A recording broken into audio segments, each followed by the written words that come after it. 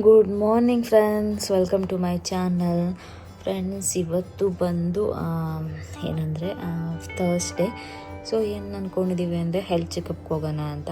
So ನಾವು every year just routine checkup ಥರ ಮಾಡಿಸ್ಕೋತೀವಿ, ಅಂದರೆ ಫುಲ್ ಬಾಡಿ ಚೆಕಪ್ ಥರ. ಸೊ ಎಷ್ಟೊಂದು ಕಡೆ ಸಿಗುತ್ತೆ ಎಲ್ಲ ಹಾಸ್ಪಿಟಲಲ್ಲೂ ಹೆಲ್ತ್ ಚೆಕಪ್ಸು. ನಿಮ್ಗೆ ಯಾವುದು ಬೇಕು ಅಂತ ನೋಡ್ಕೊಂಡು. ಫ್ಯಾನ್ ಸೌಂಡ್ ಬರ್ತಾ ಇದೆ, ಇವಾಗ ಸಮ್ಮರ್ ಸ್ಟಾರ್ಟ್ ಆಯ್ತಲ್ಲ, ಅಷ್ಟಕ್ಕೆ ಫ್ಯಾನ್ ಹಾಕ್ಕೊಂಡು ಇವಾಗ ಜಸ್ಟ್ ಎದ್ದೆ. ಜಿಯನ್ ವಾಶ್ರೂಮ್ಗೆ ಹೋಗಿದ್ದಾನೆ, ಅವ್ನಿಗೆ ವೆಯ್ಟ್ ಮಾಡ್ತಾ ಇದ್ದೀನಿ. ಸೊ ಹೋಗಬೇಕು, ಇಡೀ ಫುಲ್ ದಿನ ಅಲ್ಲೇ ಆಗುತ್ತೆ. ಸೊ ಆಲ್ಮೋಸ್ಟ್ ಈ ಒಂದು ಈವ್ನಿಂಗ್ ತನಕ ಬನ್ನಿ ಹೋಗೋಣ. ನಾವು ತೊಗೊಂಡಿರೋದು ನಮ್ಮ ಮಣಿಪಾಲ್ ಹಾಸ್ಪಿಟಲ್ ಹತ್ರ ಅಲ್ವಾ, ಸೊ ಮಣಿಪಾಲ್ ಅಲ್ಲೇ ತೊಗೊಂಡಿದ್ದೀವಿ. ಆಲ್ಮೋಸ್ಟು 13.5 ನನಗೆ, ಚಂದು 13 ಏನೋ ಇರಬೇಕು.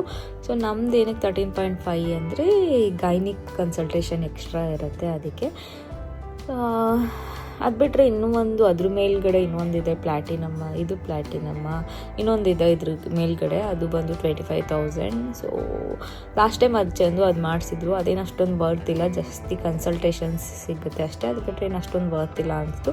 ಆಮೇಲೆ ನಮ್ಮ ಮನೆ ಹತ್ರ ಒಬ್ಬರು ಡಾಕ್ಟರ್ ಇದ್ದಾರೆ, ಸೊ ಅವ್ರನ್ನ ಕೇಳಿದ್ವಿ. ಅವರು ಇಲ್ಲ ಅದೇನು ಬೇಡ ಸುಮ್ಮನೆ, ಸೊ ಇದನ್ನೇ ಮಾಡಿಸ್ಕೊಳ್ಳಿ ಅಂದರು. ಅದಕ್ಕೆ ಇದನ್ನೇ ತೊಗೊಂಡ್ವಿ. ಹೋಗ್ಬೇಕು ಇವಾಗ ರೆಡಿಯಾಗಿ. ಸೊ ಜಿಯನ್ನು ಕೂಡ ರೆಡಿ ಮಾಡಿಸ್ಕೊಂಡು ಕರ್ಕೊಂಡು ಹೋಗ್ತೀವಿ, ಯಾಕೆಂದರೆ ಇನ್ನು ಜಿಯನ್ ಬಿಟ್ಟು ಹೋಗೋಕ್ಕಾಗಲ್ಲ. ಅದಕ್ಕೆ ಆಮೇಲೆ ಸ್ಕೂಲಿಗೆ ಕಳಿಸಿ ಹೋಗೋದಕ್ಕೂ ಕೂಡ ಕಷ್ಟ ಆಗ್ತಿತ್ತು, ಯಾಕೆಂದರೆ ಸ್ಕೂಲಿಗೆ ಕಳಿಸ್ಬಿಟ್ರೆ ಮತ್ತೆ ಅವನಿಗೆ 12:30ಗೆಲ್ಲ ಹೋಗಿ ಕರ್ಕೊಂಬರ್ಬೇಕು. 12:30ಗೆ ಹೋಗಿ ಕರ್ಕೊಂಬರೋಕ್ಕಾಗಲ್ಲ, ಯಾಕೆಂದರೆ ನಾವು ಅಲ್ಲೇ ಹಾಸ್ಪಿಟಲಲ್ಲೇ ಇರ್ತೀವಿ. ಸೊ ಅದರಿಂದ ಓಕೆ, ಇವತ್ತು ಅವನ ಜೊತೆ ಕರ್ಕೊಂಡು ಹೋಗೋಣ ಅಂದ್ಬಿಟ್ಟು ಹೋಗ್ತಾ ಇದ್ದೀವಿ. ಚಂದು ಆಲ್ರೆಡಿ ಎದ್ದಿದ್ದಾರೆ, ಅವ್ರಿಗೊಂದೇನೋ ಇಂಟರ್ವ್ಯೂ ತೊಗೊಂಡಿದ್ರು ಅವ್ರು ಯಾರಿಗೂ. ಸೊ ಅದರಿಂದ ಬೇಗ ಎತ್ತಿದ್ರು, ಅವ್ರು ಕೆಳಗಡೆ ಇದ್ದಾರೆ.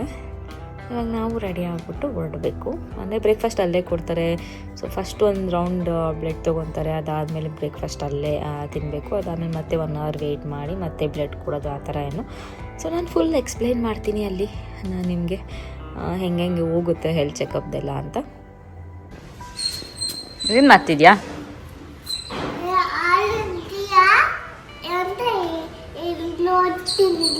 ಹಾಲಿದ್ಯಾ ಅಂತ ನೋಡ್ತಿದ್ಯಾ? ಪಪ್ಪ ತಗೊಂಡು ಹೋಗಿದ್ದೆ ಒಳಗಡೆ ಆಲ್ರೆಡಿ.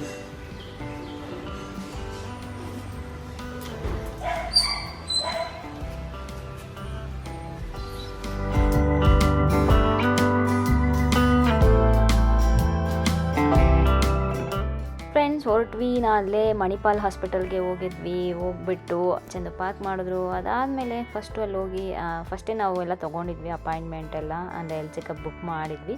ಸೊ ಚೆಕ್ ಮಾಡ್ತಿದ್ದಾರೆ. ಜಿಯನ್ನು ಕೂಡ ತರಲೆ ಮಾಡಿಕೊಂಡು ಆ ಕಡೆಯಿಂದ ಈ ಕಡೆಯಲ್ಲೆಲ್ಲ ಫ್ರೆಂಡ್ಸ್ ಮಾಡಿಕೊಂಡು ಓಡಾಡ್ತಿದ್ದ.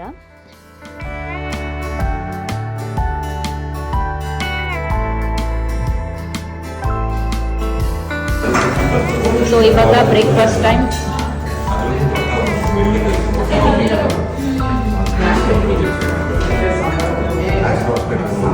ಒಂದೊಂದು ಕಡೆಯಿಂದ ಇನ್ನೊಂದೊಂದು ಕಡೆ ಹೋಗಿ ವೆಯ್ಟ್ ಮಾಡೋದಿದೆಯಲ್ಲ, ಫುಲ್ ತಲೆನೋವು ಬರುತ್ತೆ.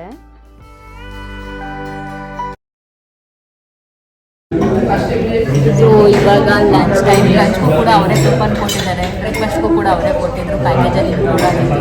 ಲಂಚ್ ಮುಗಿಸಿ ಕನ್ಸಲ್ಟೇಷನ್ ಇದೆ ಅಷ್ಟೇ, ಕನ್ಸಲ್ಟೇಷನ್ ಇದೆ, ಅದು ಮುಗಿಸಿ ಒಳ್ಳೆಯದು. ಸೊ ಆಮೇಲೆ ಜಿಯನ್ ಕ್ವೆಶನ್ಸ್ ಎಷ್ಟೊಂದಿರುತ್ತೆ, ಅದೇನು ಇದೇನು ಅಂತ, ಅದಕ್ಕೂ ಕೂಡ ಎಲ್ಲ ಆನ್ಸರ್ ಮಾಡಬೇಕು. ಗೊತ್ತಾ, ನಾವು ಫುಲ್ ಎಲ್ಲ ಹೆಲ್ತ್ ಚೆಕಪ್ ಎಲ್ಲ ಮುಗಿಸ್ಕೊಂಡು ಮನೆಗೆ ಬರೋಷ್ಟರಲ್ಲಿ ಫುಲ್ 5:30 ಆಗ್ಬಿಡ್ತು ಅಂತ ಹೇಳ್ಬೋದು. ಅಮ್ಮ ಮಾರ್ನಿಂಗ್ ಆಲ್ಮೋಸ್ಟ್ ಎಷ್ಟು ಬೇಗ ಹೋಗಿದ್ದು, ಅಷ್ಟೊತ್ತು ಸಾಕಾಗೋಯ್ತು. ಈ ಕಡೆಯಿಂದ ಆ ಕಡೆ ಹೋಗು, ಆ ಕಡೆಯಿಂದ ಈ ಕಡೆ ಬಾ ಅಂತ. ಸುಮ್ಮನೆ ಲಾಸ್ಟ್ ಟೈಮು ಮಾಡಿಸಿದ್ವಿ, ಎವ್ರಿ ಇಯರ್ ಮಾಡಿಸ್ತೀವಿ. ಬಟ್ 23 ಮಾಡಿಸಿದ್ವಿ, ಇವಾಗ 25 ಮಾಡಿಸಿದ್ದು. 24 ಮಾಡ್ಸೋಕ್ಕಾಗಿರಲಿಲ್ಲ, ಮನೆ ಶಿಫ್ಟ್ ಆಗಿದ್ದು ಅದು ಇದು. ಸೊ ಅದರಲ್ಲೇ ಆಗೋಗಿತ್ತು, ಅದಕ್ಕೆ. ಸೊ ಅದಕ್ಕೆ ಈ ಸರಿ ಹೆಂಗೂ ಮಾಡ್ಸೋಣ ಅಂದ್ಬಿಟ್ಟು ಮಾಡಿಸಿದ್ವಿ. ಇಲ್ಲಾಂದರೆ ಎವ್ರಿ ಇಯರ್ ಮಾಡಿಸ್ತೀವಿ. ಅದ್ರ ಬಗ್ಗೆ ನಾನು ಡೀಟೇಲ್ಸ್ ಕೂಡ ನಿಮಗೆ ಕೊಡ್ತೀನಿ ಈ ವ್ಲಾಗ್ ಎಂಡ್ ಮಾಡೋಷ್ಟರಲ್ಲಿ. ಸೊ ಮನೆಗೆ ಬಂದು ಸ್ವಲ್ಪ ಹೊತ್ತು ರೆಸ್ಟ್ ಮಾಡಿ, ನಾನು ಡ್ರೆಸ್ ಎಲ್ಲ ಚೇಂಜ್ ಮಾಡಿ, ಯಾಕೆಂದರೆ ಹಾಸ್ಪಿಟಲ್ಗೆ ಹೋಗಿರ್ತೀವಿ, ಅಲ್ಲಿ ಅಲ್ಟ್ರಾಸೌಂಡ್ ಎಲ್ಲ ಮಾಡಿರ್ತಾರಲ್ಲ. ಸೊ ಅದು ಜೆಲ್ಲೆಲ್ಲ ನಂಗೆ ಒಂಥರ ಅನಿಸ್ತಿರುತ್ತೆ. ಅದಕ್ಕೆ ಮನೆಗೆ ಬಂದು ಡ್ರೆಸ್ ಚೇಂಜ್ ಮಾಡಿ, ಸ್ನಾನ ಮಾಡಿ, ಸ್ವಲ್ಪ ಹೊತ್ತು ಒಂದು 1/2 hour ರೆಸ್ಟ್ ಮಾಡಿ, ಎದ್ದು ಮತ್ತೆ ಟೀ ಕಾಫಿ ಎಲ್ಲ ಮುಗಿಸಿ ರೆಡಿಯಾಗಿ ಜುಂಬಾ ಕ್ಲಾಸ್ಗೆ ಹೋಗ್ತಾ ಇದ್ದೀನಿ. ಸೊ ಜುಂಬಾ ಮೀನ್ಸ್ ಇವತ್ತು ಸ್ಟ್ರೆಂತ್ ಇರುತ್ತೆ. ಸೊ ವೀಕ್ಲಿ 4 days ಮಿಸ್ ಮಾಡಲ್ಲ. ಸೊ ಇನ್ನೊಂದು ದಿನ ಹೆಂಗಾದರೂ 5 days ಅದನ್ನು ಕೂಡ ಏನಾದರೂ ಮಾಡಬೇಕು. ಯಾಕೆಂದರೆ ಇವಾಗ ವರ್ಕೌಟ್ ತುಂಬ ಇಂಪಾರ್ಟೆಂಟ್ ಆಗುತ್ತೆ, ಅದು ಬೇಬಿ ಆದಮೇಲಂತೂ. ಸೊ ಜಿಯನ್ ಮಲಗಿದ್ದಾನೆ, ಅವನು ಎದ್ದೇ ಇಲ್ಲ, ಅವನು ಎಬ್ಬಿಸ್ಬೇಕು ಇವಾಗ. ಚಂದು ಸ್ನಾನ ಮಾಡ್ತಿದ್ದಾರೆ. ಸೊ ಈಚೆ ಬಂದಮೇಲೆ ನಾನು ಹೊರಡಬೇಕು.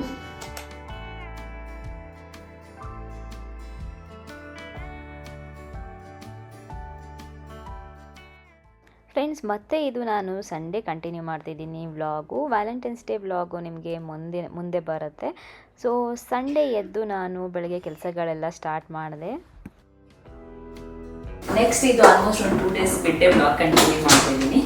ಇವತ್ತು ಸಂಕಷ್ಟಕರ ಚತುರ್ಥಿ. ಸೊ ನಾವು ಏನು ಊಟ ಮಾಡಲ್ಲ ಬೆಳಗ್ಗೆಯಿಂದ. ಏನಾದರೂ ಹಾಲು ಕೊಡಿದ್ರೆ ಹಾಲು, ಇಲ್ಲಾಂದರೆ ಸ್ವಲ್ಪ ಏನಾದರೂ ಫ್ರೂಟ್ಸ್ ಅಷ್ಟೇ. ಜಿಯನ್ಗೆ ಏನಾದರೂ ಮಾಡಿಕೊಡ್ಬೇಕು.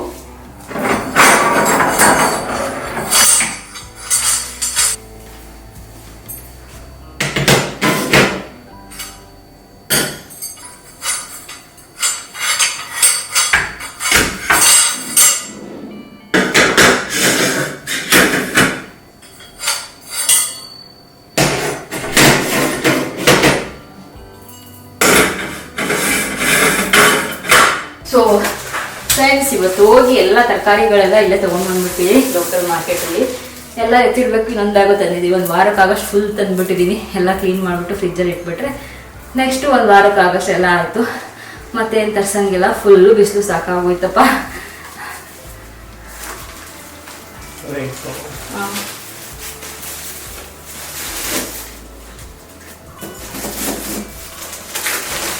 ಎಲ್ಲ ತೊಗೊಂಡು ಬಂದ್ಬಿಟ್ಟೆ.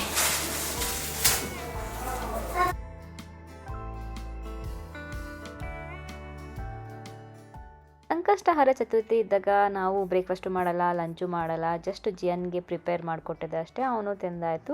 ಹಾಗೆ ವೆಜಿಟೇಬಲ್ಸ್ ಎಲ್ಲ ನಾವು ಹೋಗಿ ತೊಗೊಂಡು ಬಂದ್ವಿ. ನಾನು ಆನ್ಲೈನಲ್ಲಿ ತರಿಸ್ತಾ ಇದ್ದೆ. ಯಾಕೋ ಇವಾಗ ನನಗೆ ಆನ್ಲೈನಲ್ಲಿ ಇಷ್ಟನೇ ಆಗ್ತಿರ್ಲಿಲ್ಲ. ಸೊ ಏನಂದರೆ ಒಂದು 1/4 kg ತರಿಸಿದ್ರೆ ಅದರಲ್ಲಿ ಒಂದು 2-3 ಚೆನ್ನಾಗಿರ್ತಾಯಿತ್ತು, ಬೇರೆದೆಲ್ಲ ಹಾಳಾಗಿಬಿಡ್ತಾಯಿತ್ತು. ಈರುಳ್ಳಿನೂ ಅಷ್ಟೇ ಚೆನ್ನಾಗಿರೋದು ಇರ್ತಾ ಇರಲಿಲ್ಲ. ಸೊ ಅದಕ್ಕೆ ನಾನು ಹೇಳಿದೆ ಚಂದುಗೆ, ಅಲ್ಲಿ ಲೋಕಲ್ ಮಾರ್ಕೆಟ್ ಇದೆಯಲ್ಲ, ಅಲ್ಲೇ ಹೋಗಿ ತಂದುಬಿಡೋಣ ಬೈಕಲ್ಲಿ ಅಂದ್ಬಿಟ್ಟು.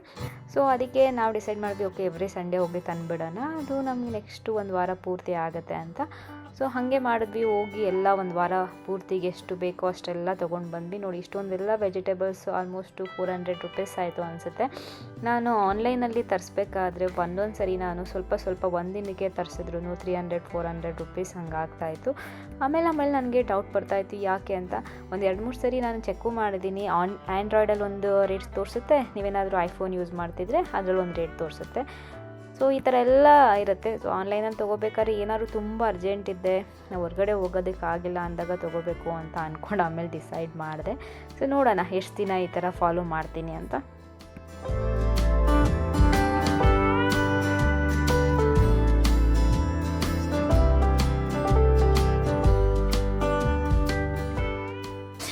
ಫ್ರೆಂಡ್ಸ್, ಏನಂದರೆ ಹೆಲ್ತ್ ಚೆಕಪ್ ಏನಂದರೆ ನಾವು ಪ್ರತಿ ವರ್ಷ ಮಾಡಿಸ್ತೀವಿ. ಒಂದೊಂದ್ಸರಿ ಟೈಮ್ ಸಿಕ್ಕಿಲ್ಲ ಅಂದಾಗ 2 years once ಮಾಡಿಸ್ತೀವಿ. ಬಟ್ ಹೆಲ್ತ್ ಚೆಕಪ್ ಮಾಡಿಸ್ತೀವಿ.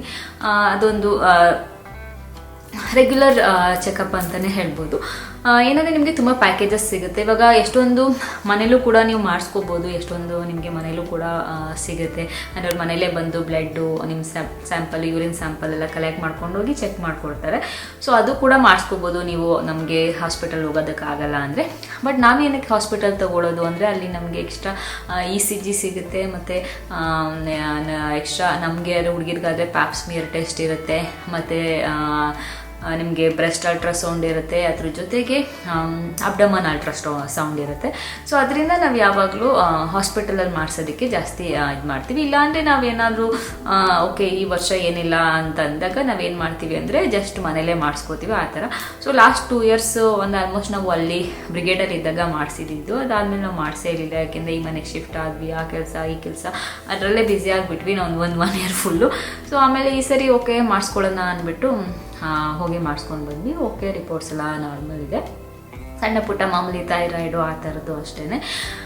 ಅದಕ್ಕೆ ಡಾಕ್ಟರ್ಸ್ ಏನು ಹೇಳ್ತಾರೆ, ಡಯಟಾ ಅಥವಾ ಏನು ಟ್ಯಾಬ್ಲೆಟ್ಸ್ ಸಣ್ಣ ಪುಟ್ಟ ಏನಾದರೂ ಇದ್ದರೆ ಗೊತ್ತಾಗುತ್ತೆ.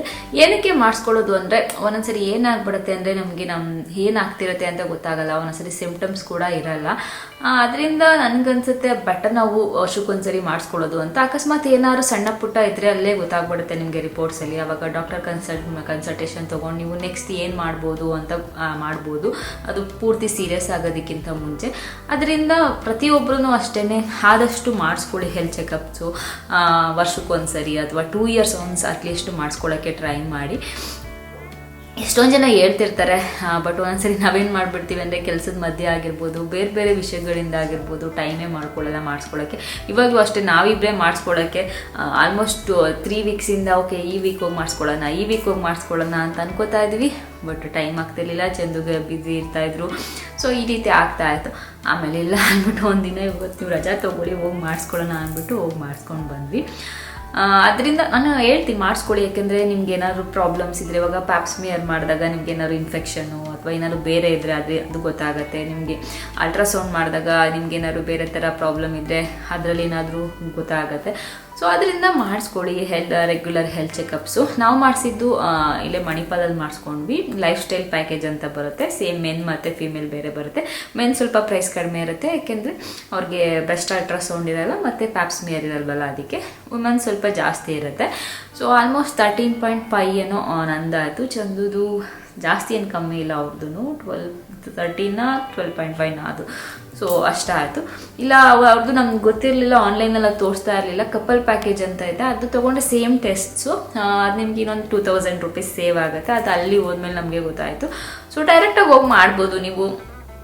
ಒಂದೊಂದ್ಸರಿ ಅಂದರೆ ವೀಕೆಂಡ್ಸಲ್ಲಾದರೆ ಬ್ಯುಸಿ ಇರುತ್ತೆ, ವೀಕ್ ಡೇಸಲ್ಲಿ ಫ್ರೀ ಇರುತ್ತೆ. ಫ್ರೀ ಅಂದರೆ ತುಂಬ ಏನು ಫ್ರೀ ಇರಲ್ಲ. ಸೊ ನಾವು ಹೋಗಿದಾಗಲೂ ತುಂಬ ಜನ ಇದ್ದರು, ಯಾಕೆಂದರೆ ಎಲ್ಲದಕ್ಕೂ ಕ್ಯೂ ಇತ್ತು. ಇಲ್ಲಿ ಮಣಿಪಾಲಲ್ಲಿ ಬೇರೆ ಬೇರೆ ಹಾಸ್ಪಿಟಲ್ಸಲ್ಲಿ ಸ್ವಲ್ಪ ಕಡಿಮೆ ಇರುತ್ತೆ, ಮಣಿಪಾಲಲ್ಲಿ ತುಂಬ ಜನ ಇರ್ತಾರೆ. ಸೊ ನಾವು ವೀಕ್ ಡೇಸಲ್ಲಿ ಕಡಿಮೆ ಇರ್ತಾರೆ ಅಂತ ಹೋದ್ವಿ, ಬಟ್ ವೀಕ್ ಡೇಸಲ್ಲೂ ಜಾಸ್ತಿ ಜನನೇ ಇದ್ದರು.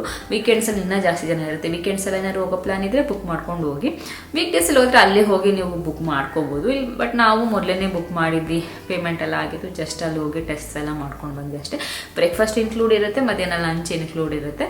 ಸೊ ಆರಾಮಾಗಿ ನೀವು ಮುಗಿಸ್ಕೊಂಡು ಎಲ್ಲ ಮನೆಗೆ ವಾಪಸ್ ಬರೋಷ್ಟರಲ್ಲಿ ಒಂದು 4:35 o'clock ಆದರೂ ಆಗುತ್ತೆ. ಇಡೀ ದಿನ ಅಲ್ಲೇ ಆಗುತ್ತೆ ಅಂತ ಹೇಳ್ಬೋದು. ಅಲ್ಲಿಂದ ಬಂದ ತಕ್ಷಣ ಸುಸ್ತಾಗಿರುತ್ತೆ, ಯಾಕೆಂದರೆ ಈ ಟೆಸ್ಟ್ಗೆ ಇಲ್ಲೊಂದು ಕಡೆ ಹೋಗು, ಅಲ್ಲಿಂದ ಇನ್ನೊಂದು ಕಡೆ ಹೋಗು, ಅಲ್ಲಿ ಕ್ಯೂವಲ್ಲಿ ನಿಂತ್ಕೋ, ಆ ಟೆಸ್ಟ್ ಮಾಡಿಸ್ಕೊ, ಈ ಟೆಸ್ಟ್ ಮಾಡಿಸ್ಕೊ ಅಂತ ಫುಲ್ ಸುಸ್ತಾಗಿರುತ್ತೆ. ಸೊ ಮನೆಗೆ ಬಂದು ಮಲ್ಕೊಂಡ್ರೆ ಸಾಕು ಅಂತ ಅನ್ನಿಸ್ತಿರುತ್ತೆ. ಸೊ ಈ ಥರ ಹೌದು ಅಂತ ಹೇಳ್ಬೋದು ಹೆಲ್ತ್ ಚೆಕಪ್ದು ನಮ್ಮದು. ನಾನು ಲಾಸ್ಟ್ ಟೈಮ್ ಮಾಡಿಸ್ತೀನಿ ಅಂದಾಗ ತುಂಬ ಜನ ಕೇಳ್ತಾ ಇದ್ರಿ, ಮತ್ತು ತುಂಬ ಜನ ಕೇಳ್ತಾ ಇದ್ದಾರೆ ಮ್ಯಾಮ್ ನಿಮ್ಮದು ಥೈರಾಯ್ಡ್ದು ಪ್ರತಿ ಸರಿ ಟೆಸ್ಟ್ ಮಾಡಿಸ್ತೀರಾ ಹೇಗೆ ಅಂತ. ಸೊ ಇಯರ್ಲಿ ಒನ್ಸ್ ಮಾಡಿಸ್ತೀನಿ ನಾನು. ಅಕಸ್ಮಾತ್ ನನಗೆ ಏನಾದ್ರು ಬೇರೆ ಸಿಂಪ್ಟಮ್ಸ್ ಇದ್ದು, ಇಲ್ಲ ನನಗೆ ಏನಾದ್ರು ಜಾಸ್ತಿ ಆಗಿದೆ ಅಂತ ನಂಗೆ ಗೊತ್ತಾದಾಗ ನಾನು ಒಂದೊಂದ್ಸರಿ ಅವಾಗ ಮಾಡಿಸ್ಕೊತೀನಿ. ಅದು ಬಿಟ್ಟರೆ ಇಯರ್ಲಿ ಒನ್ಸ್ ಮಾಡಿಸ್ಕೊತೀನಿ. ಆವಾಗ ಡಾಕ್ಟರ್ಸ್ ನೋಡ್ತಾರೆ ರಿಪೋರ್ಟು, ಓಕೆ ಹೇಗಿದೆ ಅಂದ್ಬಿಟ್ಟು ಅದ್ರ ಮೂಲಕ 25 ನಾನು ಆಲ್ಮೋಸ್ಟು ನನಗೆ ಪ್ರೆಗ್ನೆನ್ಸಿಲಿ ಬಂದಿದ್ದು ಆಲ್ಮೋಸ್ಟ್ ಅವಾಗಿನ 25 ಇದೆ ತೊಗೋತಾ ಇರೋದು ಥೈರೋನಾನ್ ಟ್ಯಾಬ್ಲೆಟು. ಫ್ರೆಂಡ್ಸ್, ಇಷ್ಟು ಇವತ್ತಿನ ವ್ಲಾಗು. ಇದೊಂದು ಸ್ಮಾಲ್ ವ್ಲಾಗು. ನನಗೇನಂದರೆ ಸ್ವಲ್ಪ ಇನ್ಫಾರ್ಮೇಷನ್ ಕೊಡಬೇಕು ಅಂತ ಇತ್ತು ಹೆಲ್ತ್ ಚೆಕಪ್ ಬಗ್ಗೆ. ಯಾಕೆಂದರೆ ಎಷ್ಟೊಂದು ಜನಕ್ಕೆ ನಾವು ಅದೇ ಹೇಳಿದ್ನಲ್ಲ ಆವಾಗಲೇ, ಎಷ್ಟೊಂದು ಜನಕ್ಕೆ ಹೆಲ್ತ್ ಚೆಕಪ್ ಹೆಂಗೆ ಮಾಡಿಸ್ಬೇಕು ಏನೋ ಅಂತ ಐಡಿಯಾ ಇರಲ್ಲ. ನೀವೇನಾದ್ರು ಹೆಲ್ತ್ ಚೆಕಪ್ ಮಾಡಿಸ್ಬೇಕು ಅಂತ ಇದ್ದರೆ 10 to 12 hours ಫಾಸ್ಟಿಂಗಲ್ಲಿ ಇರಬೇಕು.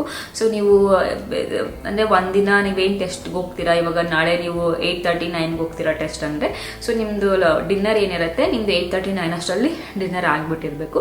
ಸೊ ಆಮೇಲೆ ಏನು ತೊಗೊಳಕ್ಕೆ ಹೋಗಬಾರ್ದು. ಹೋಗ್ಬೇಕಾದ್ರೂ ಅಷ್ಟೇ ನೀವು ಟೆಸ್ಟ್ಗೆ ಜಸ್ಟ್ ಬೇಕಾದ್ರೆ ಒಂದು ಗ್ಲಾಸ್ ವಾಟರ್ ಕುಡ್ಕೊಂಡು ಹೋಗಿ, ಅದು ಬಿಟ್ಟು ಬೇರೆ ಏನೂ ಇಲ್ಲ, ಫಾಸ್ಟಿಂಗಲ್ಲೇ ಹೋಗಬೇಕು. ಸೊ ನಿಮಗೆ ಫಾಸ್ಟಿಂಗಲ್ಲಿ ಒಂದ್ಸರಿ ತೊಗೋತಾರೆ, ಆಮೇಲೆ ಬ್ರೇಕ್ಫಾಸ್ಟ್ ಆದಮೇಲೆ ಒಂದ್ಸರಿ ತೊಗೋತಾರೆ. ಸೊ ಅದರಲ್ಲಿ ಇರುತ್ತೆ ಇನ್ಸ್ಟ್ರಕ್ಷನ್ನು ನೀವು ಬುಕ್ ಮಾಡೋಕ್ಕೆ ಹೋದಾಗ. ಬಟ್ ನಾನು ಹೇಳಿದ್ದೀನಿ, ನೀವು ಟ್ರೈ ಮಾಡ್ಬೋದು. ಅಕಸ್ಮಾತ್ ಯಾರಾದರೂ ಮನೇಲೇ ಮಾಡಿಸ್ಕೊಳ್ಳೋರಿದ್ರೆ, ಮನೇಲಿ ಇವಾಗ ಎಷ್ಟೊಂದು ಬಂದಿದೆಯಲ್ಲ, ಸೊ ಅದರಲ್ಲಿ ಏನಾದರೂ ಬುಕ್ ಮಾಡ್ಕೊತೀವಿ ಅಂದರೆ ನೀವು ಹಂಗೆ ಮಾಡ್ಕೋಬೋದು. ಸೊ ಈ ಥರ ಇನ್ನೇನಾದರೂ ಬೇರೆ ಇನ್ಫಾರ್ಮೇಷನ್ ಬೇಕಿದ್ರೆ ನನಗೆ ಕಮೆಂಟ್ ಮಾಡಿ ಹೇಳಿ. ಸೊ ನಾನು ಆದಷ್ಟು ಕೊಡೋಕ್ಕೆ ಟ್ರೈ ಮಾಡ್ತೀನಿ. ಇವತ್ತಿನ ಬ್ಲಾಗ್ ಇಲ್ಲಿಗೆ ಏನು ಮಾಡ್ತಿದ್ದೀನಿ, ಮತ್ತು ಮುಂದಿನ ಬ್ಲಾಗಲ್ಲಿ ಸಿಗ್ತೀನಿ. ಅಲ್ಲಿವರೆಗೂ ನಮಸ್ಕಾರ ಫ್ರೆಂಡ್ಸ್. ಸೊ ನನಗೆ ಗೊತ್ತಿಲ್ಲ, ನಾನು ಇವಾಗ ಕಮೆಂಟ್ಸ್ ನೋಡಿದೆ ಒಂದು 2-3. ಏನಂದರೆ ತುಂಬ ಜನ ಒಂದು 2-3 ಜನ ಬರೆದಿದ್ರಿ ಏನಂತ, ಸ್ವಾತಿ ಅವರಮ್ಮ ತೀರ್ಕೊಂಡಿದ್ದಾರೆ ನಿಮ್ಗೆ ಗೊತ್ತಿಲ್ವಾ ಅಂತ. ನಾನು ಆಲ್ಮೋಸ್ಟ್ ಒಂದು ಸ್ವಲ್ಪ ದಿನದಿಂದ ಏನಂದರೆ ಮೊಬೈಲ್ಸು ಎಲ್ಲ ಸ್ವಲ್ಪ ಆದಷ್ಟು ನೋಡಿರಲಿಲ್ಲ ನಾನು. ಸ್ವಲ್ಪ ಮೊಬೈಲಿಂದ ಸ್ವಲ್ಪ ದೂರ ಇರೋಣ ಅಂತ. ಸೊ ಇವಾಗ ನೋಡಿದಾಗ ಶಾಕ್ ಆಯಿತು ಮತ್ತು ಬೇಜಾರು ಕೂಡ ಆಯಿತು. ಅವ್ರ ನೋವು ಅವ್ರಿಗೆ ಮಾತ್ರ ಗೊತ್ತಿರುತ್ತೆ, ನಾವೇನೇ ಮಾತಾಡ್ಬೋದು ಇವಾಗ. ಸೊ ಆ ದೇವರು ಅವ್ರಿಗೆ ನೋವು ತಡ್ಕೊಳ್ಳೋಷ್ಟು ಶಕ್ತಿ ಕೊಡಲಿ ಅಂತ ನಾನು ಕೇಳ್ಕೊತೀನಿ. ಅದಕ್ಕೆ ವ್ಲಾಗ್ ಎಂಡ್ ಮಾಡಿದೆ, ಬಟ್ ಹೇಳ್ಬೇಕು ಅಂತ ಅನ್ನಿಸ್ತು, ಹೇಳ್ತಾ ಇದ್ದೀನಿ. ಶಾಕ್ ಆಯಿತು ನನಗೂ ಕೂಡ. ಸೊ ಇವತ್ತಿನ ವ್ಲಾಗ್ ನಾನು ಇಲ್ಲಿಗೆ ಎಂಡ್ ಮಾಡ್ತಿದ್ದೀನಿ. ಮತ್ತೆ ಮುಂದಿನ ವ್ಲಾಗಲ್ಲಿ ಸಿಗ್ತೀನಿ. ಅಲ್ಲಿವರೆಗೂ ನಮಸ್ಕಾರ.